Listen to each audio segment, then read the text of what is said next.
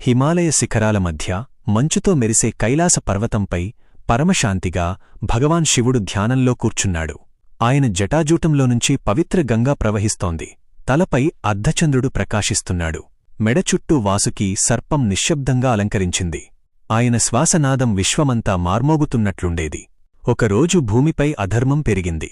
మనుషుల హృదయాల్లో భయం, అహంకారం వ్యాపించాయి. దేవతలు ఆందోళన చెందారు. కాని శివుడు ప్రశాంతంగానే ఉన్నాడు. ఆయన నిశ్శబ్దంలోనే అపారమైన శక్తి దాగి ఉంది. నిరపరాధుల ప్రార్థనలు ఆకాశాన్ని తాకినప్పుడు శివుడు మెల్లగా తన మూడో కన్ను తెరిచాడు. అది కోపంతో కాదు, సత్యంతో.